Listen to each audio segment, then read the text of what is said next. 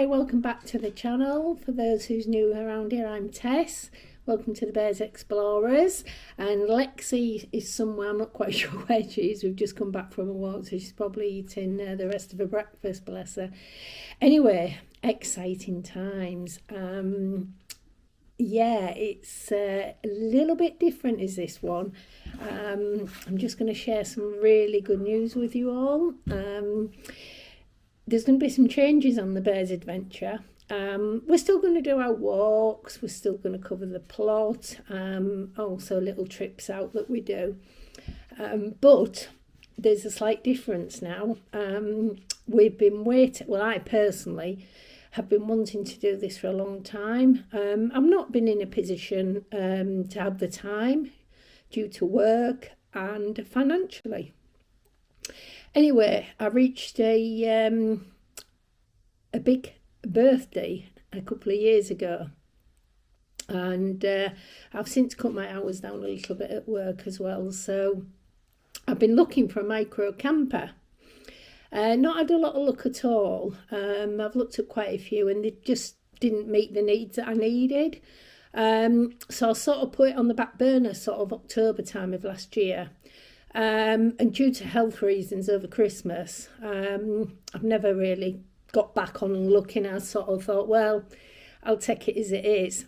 Anyway, a couple of weeks ago, my daughter was just happened to be looking for things for sale, and she came across a camper for sale. So she sent me the link and I said, yeah, definitely, let's go have a look.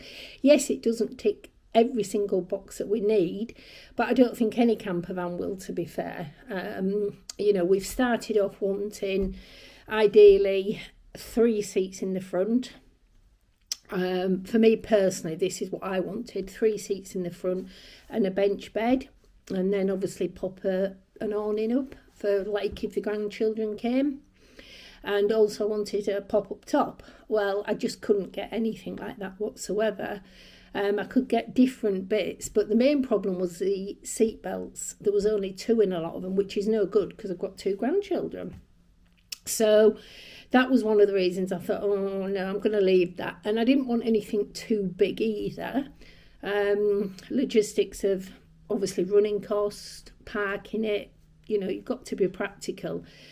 So then I thought, might buy a van at some point and do a cell conversion. Looked at that, and again, didn't really find anything suitable. And what I did find was a bit overpriced, and then by the time you do the conversion. So at that point I thought, oh, I'll just put it on the back burner for a bit. Anyway, like I say, my daughter found this camper van for sale. So I said, okay, yeah, we was both off that day. So we went across and had a look, and I thought, oh, yeah, this is a high possibility. Again, don't tick all the boxes, but we've got to start somewhere. Slightly bigger than what I wanted as well. Anyway, we had a good look at it, and then we said, yeah, we'll come back with my son-in-law to have a look as well.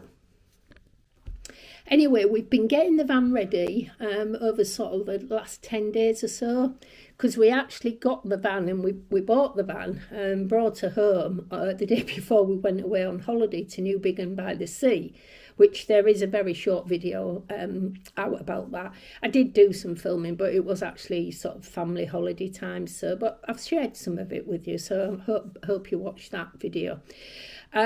We've just been doing the inside of it. I say give it a good clean and putting anti-slip mats down in the cupboard and things like that. We want to reduce the water containers that's in there, because currently they're 10 litres, which isn't a lot, but it's space. As you know, anybody that's got a camper van realises that, you know, space is so important. So we're reducing that down to 5 litres, and then we've managed to get baskets in to put our sort of our cooking things in and that, because we're kitting it out so it's ready to go, so any of us can use it. But obviously, apart from our personal items that we would take as individuals, you know, but that's how we're doing it. So it's literally, you just put your food and your personal bits in and you can go.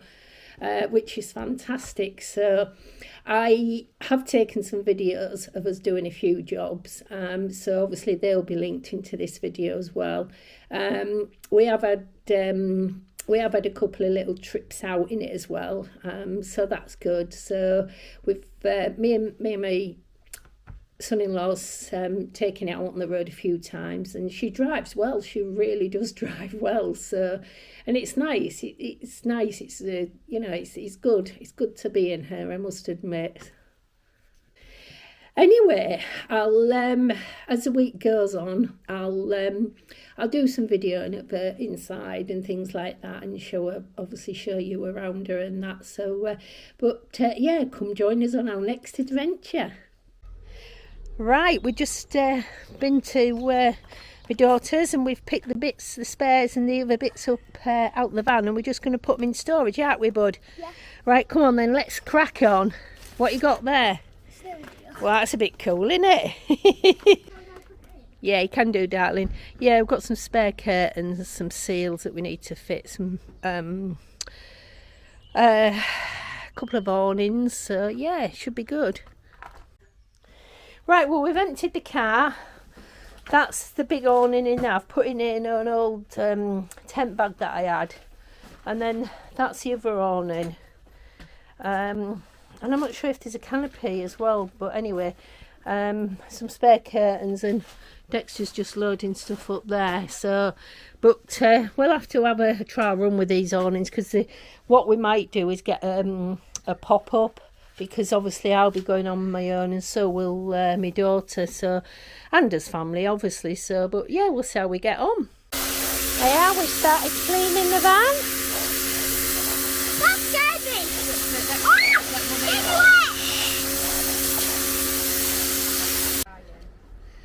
There we go. This is our Velma getting her first proper wash down. Get her all spruced up for an adventure. Oh, I can see somebody waving in the van. It must be our Annabella.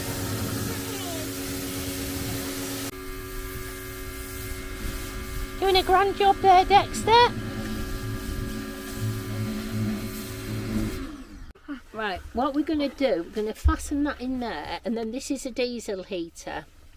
So we're going to make a shelf that goes across there, so you've got a little bit of storage there.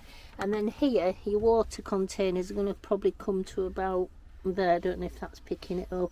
And then we're going to get a basket that fits in there. We can bungee jump it in, so it should all work.